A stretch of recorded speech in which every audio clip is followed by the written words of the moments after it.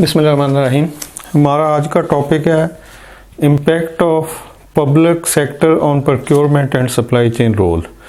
Procurement के और supply chain के रोल के ऊपर पब्लिक जो सेक्टर है वो क्या इम्पैक्ट डालता है। हमने पीछे 3 सेक्टर इकोनॉमी के डिस्कस किए थे कि जो प्रोक्योरमेंट और सप्लाई चेन को मैनेज किया जाता है वो पब्लिक सेक्टर के लिए सेपरेट होती है, प्राइवेट सेक्टर के लिए सेपरेट होती है, और जो थर्ड सेक्टर यानी नॉन प्रॉफिट ऑर्गेनाइजेशन होती हैं उनके लिए सेपरेट होती है। तो अब इन तीनों सेक्टर को हम अलग-अलग देखेंगे कि इन सेक्टर का प्रोक्योरमेंट और सप्लाई चेन के ऊपर क्या इम्पैक्ट आता है। और फर्स्ट सेक्टर है पब्लिक सेक्टर। जब हम पब्लिक सेक्टर की प्रोक्योरमेंट और सप्लाई चेन को मैनेज करते हैं तो उसका इम्पैक्ट हम किस तरह से एनालाइज कर सकते हैं।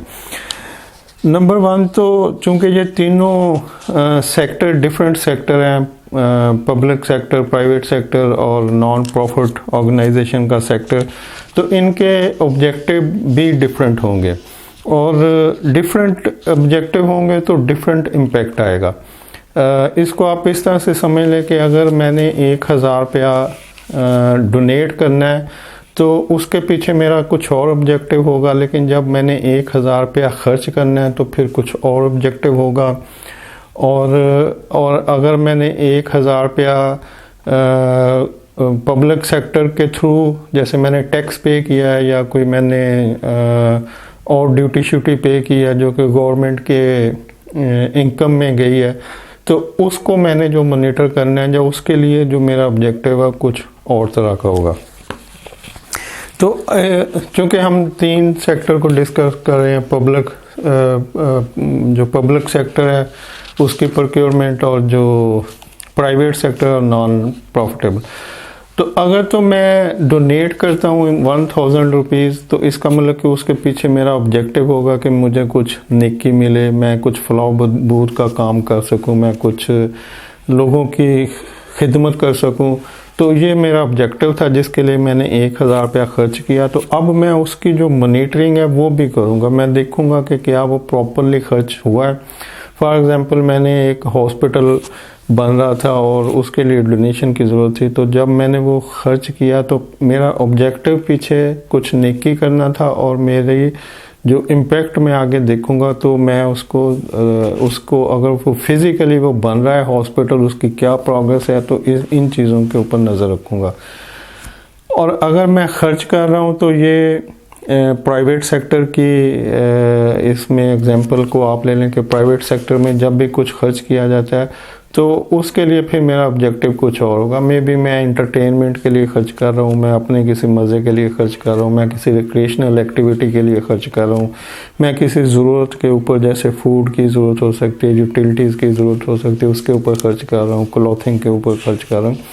तो अब ये डिफरेंट ऑब्जेक्टिव है तो इसका इम्पैक्ट भी डिफरेंट होगा। और नंबर 3, अगर मैं टैक्स पे कर रहा हूँ, जैसे कि पब्लिक सेक्टर की जो इनकम होगी वो लोगों के टैक्सेस से इकट्ठी होती है, तो वहाँ पे फिर मेरा और ऑब्जेक्टिव होगा। तो जो भी आपका इम्पैक्ट होगा वो आपके ऑब्जेक्टिव के ऊपर डिपेंड कर रहा होता है। तो सिमिलर जब हम पब्लिक सेक्टर की प्रोक्योरमेंट के ऊपर क्या इम्पैक्ट आता है उसको देखने के लिए हमें पब्लिक सेक्टर के ऑब्जेक्टिव को देखना पड़ेगा कि पब्लिक सेक्टर के ऑब्जेक्टिव क्या है। तो पब्लिक सेक्टर के ऑब्जेक्टिव है केयर ऑफ पीपल है, प्रोवाइडिंग एंड इम्प्रूविंग सर्विसेज है, ऑपरेटिंग एंड इन्हांसिंग फैसिलिटीज़ हैं, प्रमोटिंग कॉर्पोरेट सोशल रिस्पॉन्सिबिलिटीज़ हैं। लोगों की फलाह बहबूद जो है वो उसके लिए मेन ऑब्जेक्टिव होता है कि लोगों की वेल बीइंग को हमने बेहतर करना है, लोगों के लिए फैसिलिटीज़ प्रोवाइड करनी है, और जो फैसिलिटीज़ ऑलरेडी गवर्नमेंट दे चुकी होती है उनको इन्हांस करना है, उनमें इम्प्रूवमेंट करनी है।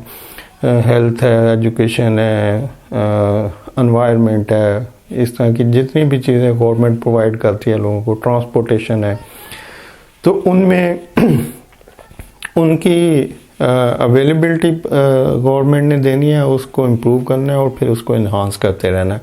तो ये उनके ऑब्जेक्टिव है। अब इन ऑब्जेक्टिव को पूरा करने के लिए जो प्रोक्योरमेंट के ऊपर इनका जो इम्पैक्ट आएगा वो आएगा थ्रू फेयर कंपटीशन अकाउंटेबिलिटी और वैल्यू फॉर मनी के थ्रू, कि जब भी हम इन चीज़ों को जो लोगों की वेल बीइंग के लिए गवर्नमेंट पैदा कर रही होती है, उसका जो इम्पैक्ट है वो इन 3 चीज़ों या इनमें से कुछ और का भी इजाफा कर सकते हैं। उनके थ्रू हम उस इम्पैक्ट को मॉनिटर कर सकते हैं कि उस प्रोसेस के अंदर, यानी ये जो प्रोसेस है कि एजुकेशन प्रोवाइड करनी है, हेल्थ की फैसिलिटीज़ प्रोवाइड करनी है, ट्रांसपोर्टेशन प्रोवाइड करनी है, वो कितना फेयर उसमें कंपटीशन हो रहा है, कितनी अकाउंटेबिलिटी उसमें एक्यूरेसी है और कितनी वैल्यू फॉर मनी उसमें अचीव की जा रही है।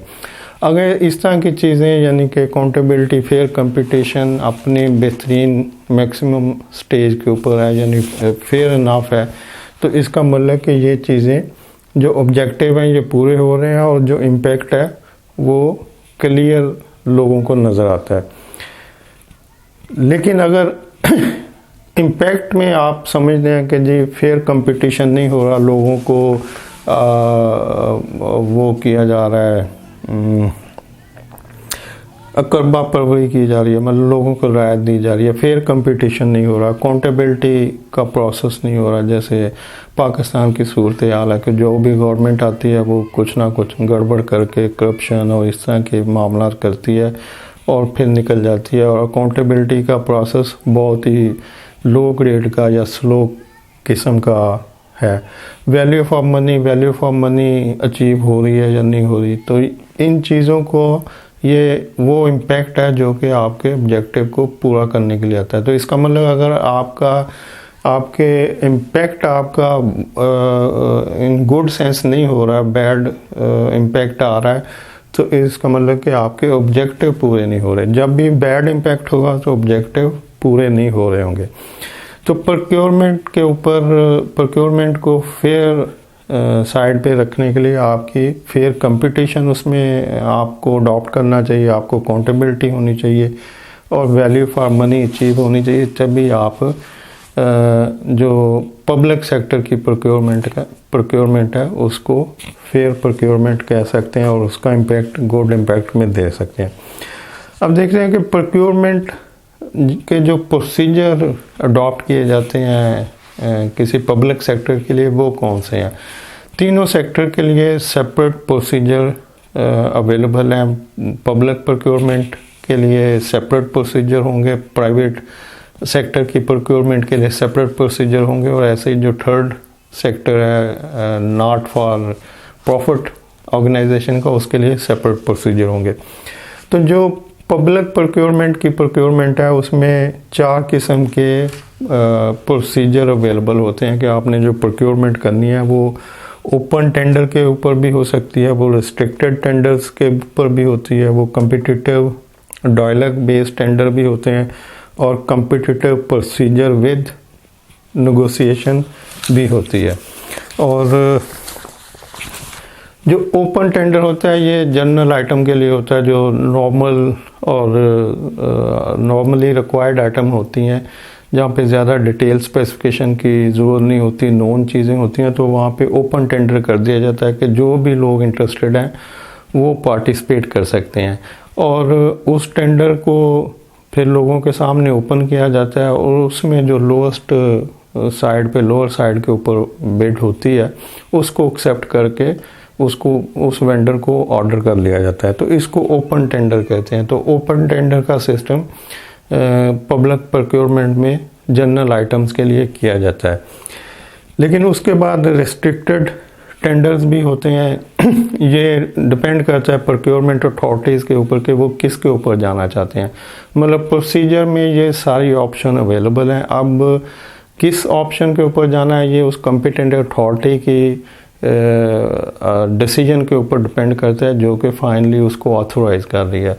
तो ओपन टेंडर के ऊपर नहीं जाना तो फिर रिस्ट्रिक्टेड टेंडर्स होते हैं। Restricted tenders just like RFQ होता है कि आपने सिलेक्टेड वेंडर को कांटेक्ट किया और उनसे कहा कि जी ये हमारा प्रोजेक्ट है या आइटम है या इसके लिए हम आगे बाइंग करना चाहते हैं, तो आप इसके ऊपर कोटेशन दें, और कोटेशन को फिर जो कंपैरिजन होगा जो लोअर साइड के ऊपर होगा उसको ऑर्डर कर दिया जाएगा।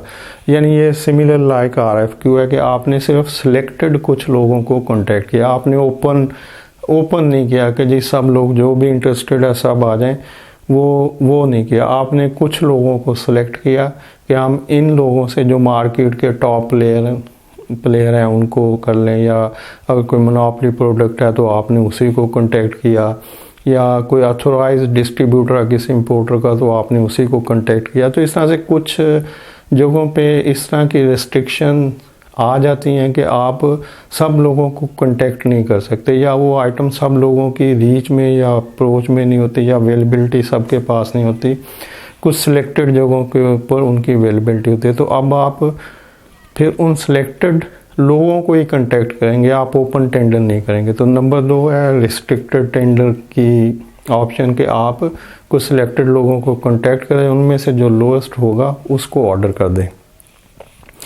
और नंबर 3 है कम्पिटिटिव डायलॉग। कम्पिटिटिव डायलॉग होता है कि आपने एक ओपन टेंडर कर दिया और उसके बाद उनका इंटरेस्ट ले लिया, उनसे पूछ लिया। इसको आप समझें कि जैसे RFP आपने पहले कर दी, रिक्वेस्ट फॉर प्रपोजल, कि जी ये हमारा प्रोजेक्ट है और आप इस प्रोजेक्ट के लिए अपनी अपनी प्रपोजल या अपनी स्ट्रेंथ, अपना एक्सपीरियंस, अपना नॉलेज, आपने पीछे कितने प्रोजेक्ट किए हैं इस तरह के वगैरह वगैरह, ये सारी इन्फॉर्मेशन हमें प्रोवाइड करें तो ताकि हम इसके ऊपर कंसिडर कर सकें।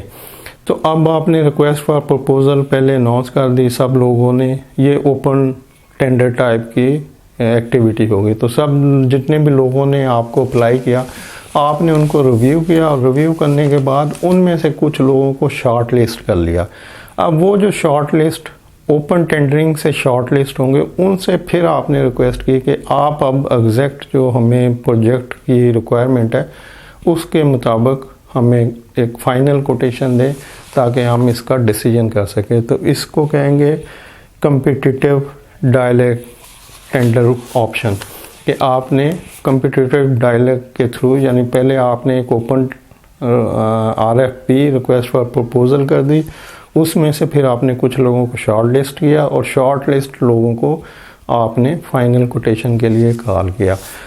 जो हमारी रिस्ट्रिक्टेड ऑप्शन थी, रिस्ट्रिक्टेड में हमने RFP नहीं किया था, हमने कुछ लोगों को सिलेक्ट कर लिया था। जैसे कोई मोनोपोली प्रोडक्ट है या कुछ रिस्ट्रिक्टेड प्रोडक्ट हैं, तो जैसे अथोराइज्ड डिस्ट्रीब्यूटर हो सकता है एक ही होगा, तो वो इस तरह की ऑप्शन थी कि हमने रिस्ट्रिक्टेड किया। हमने ऑलरेडी जो मार्केट में सिलेक्टेड लोग अवेलेबल थे सिर्फ उन्हीं को कांटेक्ट किया। लेकिन यहाँ पे नंबर 3 में जो कम्पिटिटिव डायलॉग है, यहाँ पे हमने सबको पहले ओपन RFP कर दी कि भी सब लोग जो इंटरेस्टेड है हमें अपना प्रपोजल दे दें, और फिर उस प्रपोजल जितने भी लोगों ने दी थी उनमें से कुछ को सिलेक्ट करके हमने एक फाइनल कोटेशन के लिए रिक्वेस्ट कर दी कि भी आप अपनी फाइनल कोटेशन दें ताकि हम डिसीजन ले सकें। और नंबर 4 है कम्पिटिटिव प्रोसीजर विद डायलॉग। ये भी ओपन टेंडर होता है, लेकिन यहाँ पे नेगोशिएशन की ऑप्शन अवेलेबल होती है कि पहले आप एक ओपन टेंडर कर दें, सब लोग जितने भी लोग इंटरेस्टेड हों वो अपनी अपनी कोटेशन फॉरवर्ड कर दें, प्रपोजल फॉरवर्ड कर दें, और फिर उसको रिव्यू जब आप करते हैं कि इनमें से कौन किससे हमने नेगोशिएशन करनी है, ये भी जो कॉम्पिटेंट अथॉरिटी होगी उसके डिसीजन करने के लिए टेंडर के, वो फिर डिसाइड करेगी, या एक कमेटी भी हो सकती है प्रोक्योरमेंट की जो ये डिसीजन करे कि हमें इन चंद वेंडर्स को बुला के जिन्होंने पार्टिसिपेट किया है ओपनली सब ने, उनमें से इन चंद को बुला के फर्दर हम नेगोशिएट कर लेते हैं अपने प्रोजेक्ट को, और फिर देखते हैं कि कौन सा बंदा एग्जैक्टली इसके ऊपर फिट बैठता है। तो इस तरह की ऑप्शन वहाँ पे अवेलेबल होती है। जैसे पीछे कोविड-19 के टाइम के ऊपर बहुत सारी चीज़ें शॉर्ट हो गई थी मार्केट से, जैसे कि फेस मास्क है, हैंड सैनिटाइज़र है और इस तरह की। तो जब गवर्नमेंट डिपार्टमेंट्स को ज़रूरत पड़ी और उन्होंने देखा कि मार्केट में बहुत सारे लोग अवेलेबल हैं जो कि कोटेशन ओपन टेंडर में कोटेशन देते हैं, ये रेट है ये रेट है। अब क्वांटिटीज़ बहुत बड़ी होती हैं, जैसे फेस मास्क की क्वांटिटी 1 साल के लिए किसी भी एक प्रोजेक्ट के ऊपर एक बड़ी क्वांटिटी बनती है, और प्राइसेस जो है वो डे बाय डे वेरी कर रही होती हैं, चेंज हो रही होती हैं, और पॉसिबिलिटी होती है कि अगर ये जो सिचुएशन चल रही है जिसकी वजह से प्राइसेस बढ़ी हैं, अगर ये सिचुएशन आगे जाके बेहतरी की तरफ चली जाती है और इसकी डिमांड कम हो जाती है प्रोडक्ट की, तो प्राइसेस एकदम से नीचे आ जाएंगी।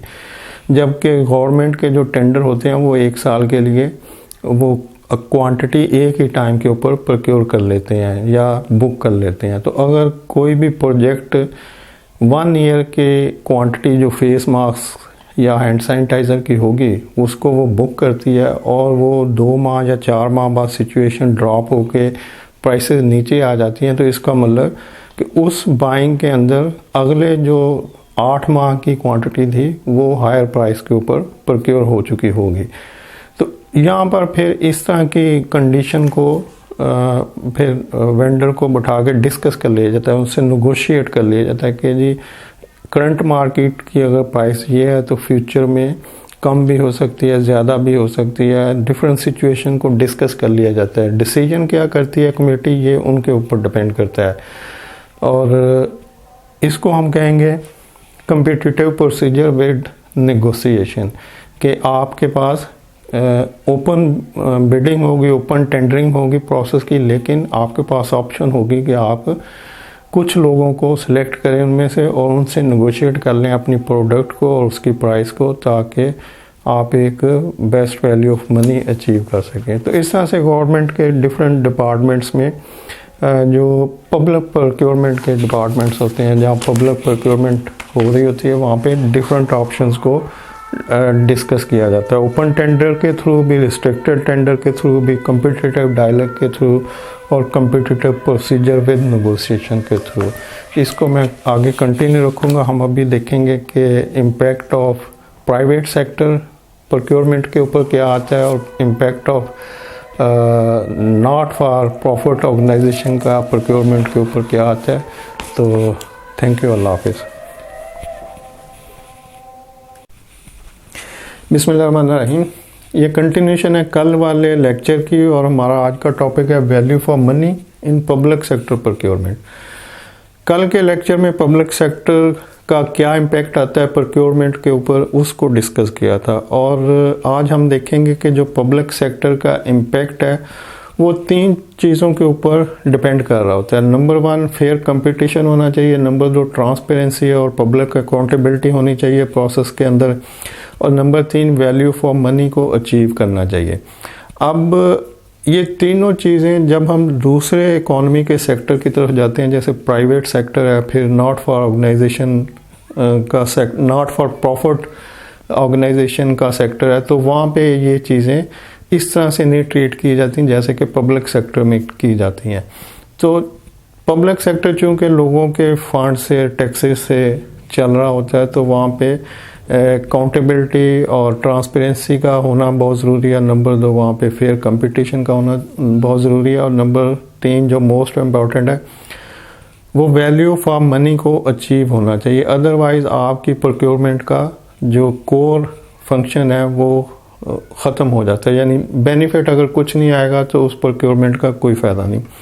अब यहाँ तक तल्लक है नंबर 1 जो फेयर कंपटीशन है, उसके लिए कल 4 पॉइंट डिस्कस किए थे कि ओपन टेंडर होता है, रिस्ट्रिक्टेड टेंडर होता है, कम्पिटिटिव डायलॉग होता है और कम्पिटिटिव नेगोशिएशन का प्रोसेस होता है। तो आप इन 4 में से जो भी सूट करता है या जो भी कम्पिटेंट अथॉरिटी डिसीजन लेती है कि हमने इस प्रोसेस के ऊपर जाना है, तो वहाँ पे आप उस प्रोसेस को अडॉप्ट कर लेंगे।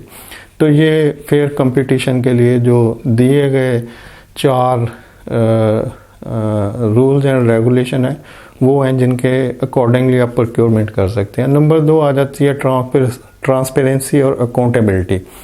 ट्रांसपेरेंसी और अकाउंटेबिलिटी आपकी प्रोक्योरमेंट के ऊपर अगर उसमें कुछ प्रॉब्लम चलते हैं कुछ, तो आप बेस्ट वैल्यू ऑफ मनी आप अचीव नहीं कर सकते जब तक आपकी ट्रांसपेरेंसी और अकाउंटेबिलिटी नहीं होगी। पब्लिक अकाउंटेबिलिटी को आप इस तरह से ले सकते हैं कि जब भी कोई खर्च की जाती है अमाउंट किसी प्रोजेक्ट के ऊपर, तो वहाँ पे अगर तो वो इन ट्रू सेंस लोगों को बेनिफिट देती है, जो कि उसका पर्पस होता है कि लोगों की वेल बीइंग के लिए गवर्नमेंट काम करती है, प्रोजेक्ट बनाती है और उनको फैसिलिटेट करने के लिए जनरल पब्लिक को वो प्रोजेक्ट फ़ायदा देते हैं। तो अगर वो फ़ायदा उस ट्रू सेंस में मिलता है जिससे लोग उसको हासिल करते हैं, फिर तो वो प्रोजेक्ट ठीक कंसिडर किया जाएगा, यानी कि ट्रांसपेरेंट प्रोडक्ट कंसिडर किया जाएगा। लेकिन अगर वहाँ पे जो लोगों की वेल बीइंग उस तरह से नहीं हो रही जिस तरह से प्रोजेक्ट को प्लान किया गया था, यानी दो तरीके होते हैं। नंबर वन, प्रोजेक्ट के स्टार्टिंग में कुछ ऑब्जेक्टिव डिसाइड किए जाते हैं कि हमने ये चीज़ें लोगों को प्रोवाइड करनी है और उसका ये बेनिफिट लोग लेंगे। फिर जब प्रोजेक्ट कंप्लीट हो के इनिशिएट हो जाता है, वो प्रैक्टिकली चल रहा होता है, तो फिर देखा जाता है कि क्या वो चीज़ें जो हमने डिसाइड की थी प्रोजेक्ट के स्टार्ट में वो लोगों को अब हासिल हो रही हैं, क्या लोग उससे उतने सेटिस्फाइड हो रहे हैं। तो अगर तो हो रहे हैं तो फिर वो प्रोजेक्ट ट्रांसपेरेंट और ठीक होगा। अगर लोगों की सेटिस्फेक्शन उस लेवल की नहीं होती जो कि प्रोजेक्ट के स्टार्ट में डिसाइड की गई थी, तो फिर पब्लिक की अकाउंटेबिलिटी शुरू होती है। जैसे कि जिस प्रोजेक्ट में भी करप्शन होती है तो लोग बोलते हैं, अगर आप टीवी को देखेंगे तो डिफरेंट प्रोग्रामों में उसको डिस्कस किया जाता है कि जी ये प्रोजेक्ट था और इसमें ये प्रॉब्लम आई, या इस तरह की फ्रॉडुलेंटी हुई, कुछ करप्शन हुई। तो इस तरह की चीज़ें फिर लोगों की ज़ुबान ज़द आम होती हैं, लोग उसको डिस्कस करते हैं, फिर वो प्रेशर बढ़ता है और फिर सम टाइम गवर्नमेंट को रिज़ाइन करना पड़ता है, मिनिस्टर को रिज़ाइन करना पड़ता है, या जो ब्यूरोक्रेसी होती है वो प्रेशर में होती है। तो ये जो प्रेशर होता है पब्लिक का, वो पब्लिक अकाउंटेबिलिटी कहलाता है। और वो पब्लिक अकाउंटेबिलिटी उसी वक्त होती है जब उस प्रोजेक्ट की वो फ़ायदियत नहीं लोगों को मिलती जिसके लिए उसको शुरू किया गया था या जिसके लिए उस प्रोजेक्ट को प्लान किया गया था। फॉर एग्ज़ाम्पल, आप कोई मोटरवे देख लें, आप कोई ऑरेंज लाइन देख लें, या आप कोई भी ऐसा प्रोजेक्ट जो गवर्नमेंट स्टार्ट करती है, तो उस प्रोजेक्ट की कॉस्ट क्या थी और उस प्रोजेक्ट के बेनिफिट लोगों को कितने मिल रहे हैं।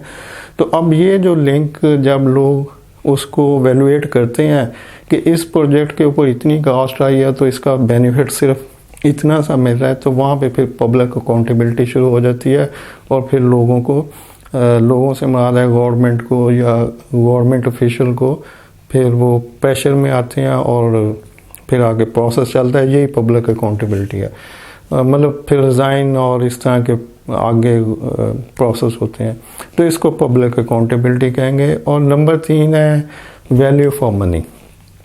वैल्यू फॉर मनी किसी भी प्रोक्योरमेंट के लिए एक कोर जो उसका एसेंस हो सकता है जॉब का या काम करने का, वो वैल्यू फॉर मनी है।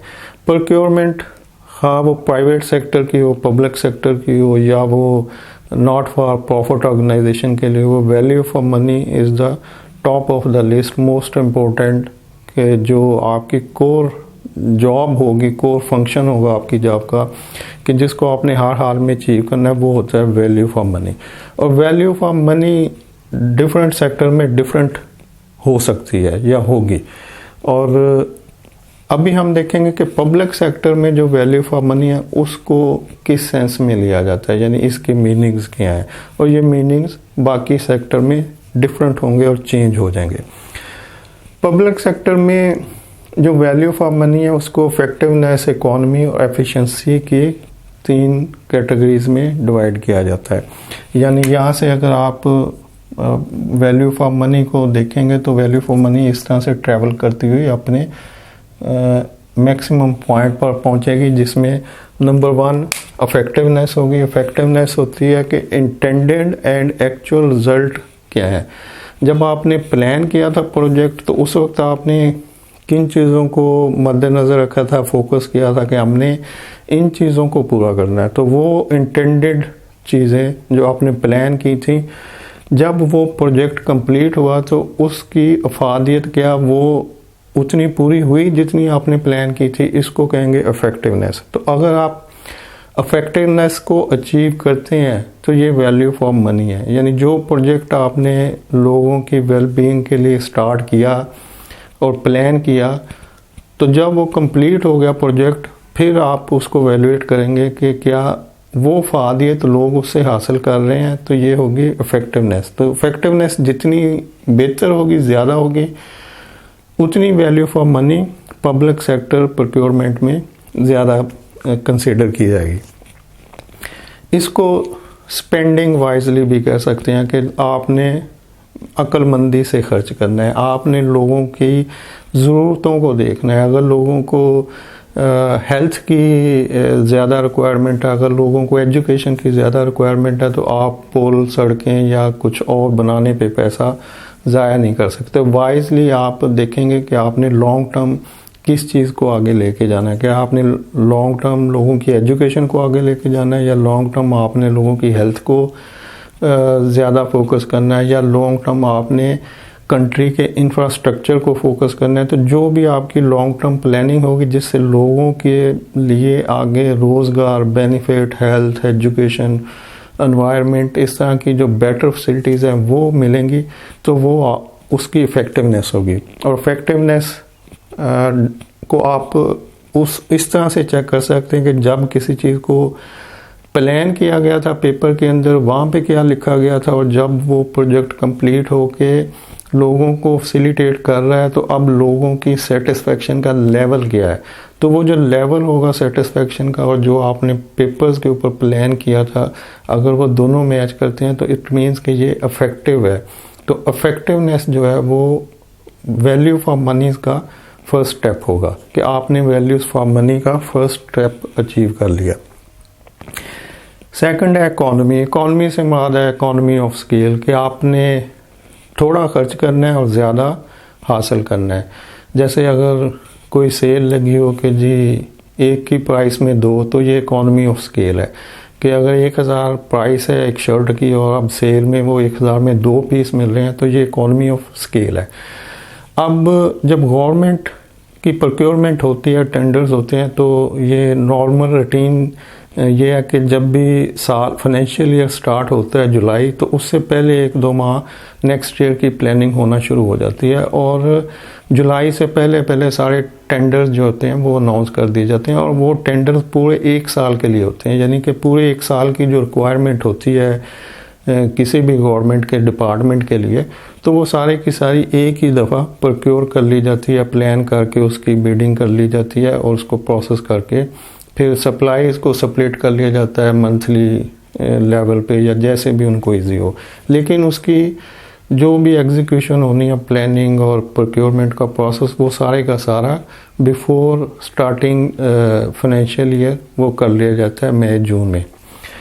तो अब ये जो पूरे साल की जो प्लानिंग होती है, वहाँ पे इकोनॉमी ऑफ स्केल का बेनिफिट लिया जाता है, क्योंकि उसमें क्वांटिटी बढ़ जाती है और मैन्युफैक्चरर या सप्लायर वेंडर को ये बेनिफिट होता है कि उसको एक बड़ा कॉन्ट्रैक्ट मिल जाता है और वो प्राइसेस को नीचे ले आता है।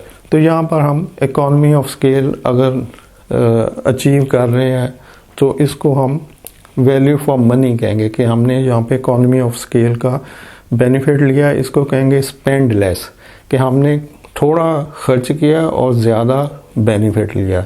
थोड़ा खर्च से मुराद है कि आपने प्राइसेस को इकोनॉमी ऑफ स्केल के असूल के ऊपर रखते हुए प्राइसेस को नेगोशिएट करके रिड्यूस करवाया और क्वालिटी और वो सारे बेनिफिट अचीव किए। तो इकोनॉमी ऑफ स्केल आपने अचीव करने का मतलब है कि इकोनॉमी ऑफ स्केल आपकी वैल्यू फॉर मनी है, आपने जो पे किया उससे ज़्यादा आपने बेनिफिट ले लिया। नंबर 3 है एफिशिएंसी। एफिशिएंसी होता है कि आपने कुछ लेस इनपुट करना है और एक्सेस आउटपुट लेना है, थोड़ा लगा के आपने ज़्यादा लेना है। इसको कहेंगे स्पेंडिंग वेल, आपने अक्लमंदी से खर्च किया। इसको आप इस तरह से कह सकते हैं कि अगर एक जगह से किसी 10 लोगों को फ़ायदा हो रहा है, वहाँ पे 1 लाख खर्च हो रहा है, और दूसरी जगह पे 1 लाख खर्च करके आप 1000 लोगों को फ़ायदा दे रहे हैं, तो आप 10 लोगों के लिए 1 लाख खर्च करेंगे या 10,000 लोगों के लिए 1 लाख खर्च करेंगे। तो वाइज डिसीजन क्या होगा कि आप 10,000 लोगों के लिए 1 लाख खर्च करेंगे और 10 लोगों को छोड़ देंगे। तो इसको कहेंगे एफिशिएंसी, कि आपने जो खर्च किया है उसकी बेस्ट एफिशिएंसी आपने अचीव किया। तो अगर आप इफेक्टिवनेस, इकोनॉमी और एफिशिएंसी अचीव करते हैं, तो ये बेस्ट वैल्यू ऑफ मनी है। यानी जब भी आप पब्लिक सेक्टर की प्रोक्योरमेंट के अंदर काम कर रहे होंगे तो आप अपनी प्रोक्योरमेंट में इफेक्टिवनेस, इकोनॉमी और एफिशिएंसी को अचीव करने के लिए प्रोसेस कर रहे होंगे। अगर ये तीनों चीज़ें अचीव होती हैं तो इसका मतलब कि आपने वैल्यू फॉर मनी अचीव किया। और इन तीनों चीज़ों को अचीव करने के लिए आप spend wisely, spend less, spend well, आपने अक्लमंदी से कम खर्च करना है और ज़्यादा आउटपुट लेनी है, ज़्यादा बेहतर रिजल्ट लेना है। तो ये पब्लिक प्रोक्योरमेंट की, पब्लिक सेक्टर की जो प्रोक्योरमेंट होगी वहाँ पे इसको वैल्यू फॉर मनी ट्रीट किया जाएगा। इसको एक और एग्जांपल से भी समझा देता हूँ कि यहाँ पर आप रिसोर्सेज को इनपुट कर रहे हैं, रिसोर्सेज एंटर कर रहे हैं। आप जो गवर्नमेंट के रिसोर्सेज हैं, जो लोगों के टैक्सेस से कलेक्ट होती है, जो मनी गवर्नमेंट के पास अवेलेबल होती है वो लोगों के टैक्सेस की होती है, तो वो टैक्सेस वाली मनी, वो रिसोर्सेज आप यहाँ पे इनपुट कर रहे हैं। तो इनपुट जब करेंगे तो आप इकोनॉमी ऑफ स्केल का बेनिफिट लेंगे, यानी आप कम कीमत के ऊपर ज़्यादा चीज़ें परचेज कर लेंगे, आप थोड़ी प्राइस के ऊपर डबल गुड्स सर्विसेज ले लेंगे। तो जब भी आप रिसोर्सेज इनपुट करेंगे तो इकोनॉमी ऑफ स्केल का बेनिफिट आएगा, और इकोनॉमी ऑफ स्केल का जो बेनिफिट आएगा वो एफिशिएंसी की सूरत में आउटपुट देगा आपको, कि आपने थोड़े पैसों से ज़्यादा चीज़ें खरीदी तो इसका मतलब कि आप नेक्स्ट एफिशिएंसी के ऊपर चले गए। जो आउटपुट होगी यानी लोगों को जो बेनिफिट होगा उसका, वो एफिशिएंट होगा कि आपने कम खर्च किया लेकिन ज़्यादा लोगों को आपने सर्व किया, ज़्यादा लोगों को आपने एफिशिएंटली उस कम खर्च को उनके ऊपर ये आउटपुट होगी आपकी, कि आपने थोड़ा लगा के ज़्यादा लोगों को बेनिफिट दे दिया। इकोनॉमी ऑफ स्केल के ऊपर जाएंगे तो ज़्यादा एफिशिएंसी लेंगे, ज़्यादा लोग उससे मुस्तफ़ीद हो सकेंगे, और एफिशिएंसी जो है वो आपकी इफ़ेक्टिवनेस में कन्वर्ट होगी, यानी कि आउटकम उसका जो है वो उसका इम्पैक्ट होगा।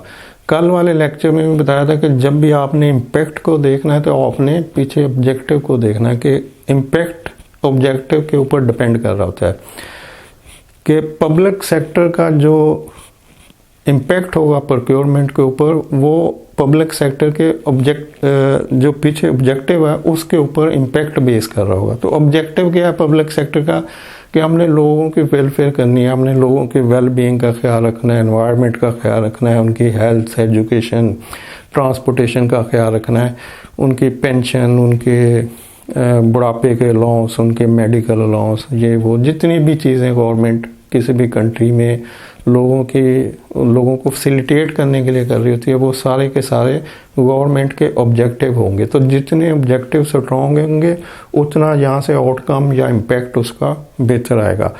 तो आउटकम या इम्पैक्ट लेने के लिए हमें रिसोर्सेज इनपुट करने पड़ेंगे। रिसोर्सेज इनपुट करेंगे तो इकोनॉमी ऑफ स्केल का बेनिफिट लेंगे। इकोनॉमी ऑफ स्केल का बेनिफिट एफिशिएंसी की तरफ जाएगा, जहाँ से हम ज़्यादा लोगों को आउटपुट दे सकेंगे, ज़्यादा फैसिलिटीज़ दे सकेंगे, और ज़्यादा एफिशिएंसी या आउटपुट जब होगी तो उसकी इफेक्टिवनेस जो है वो उसका इम्पैक्ट होगा। तो इस तरह से इकोनॉमी, एफिशिएंसी, इफेक्टिवनेस जो है वो वैल्यू फॉर मनी है पब्लिक सेक्टर की प्रोक्योरमेंट के लिए। Hope for understanding. Thank you Allah.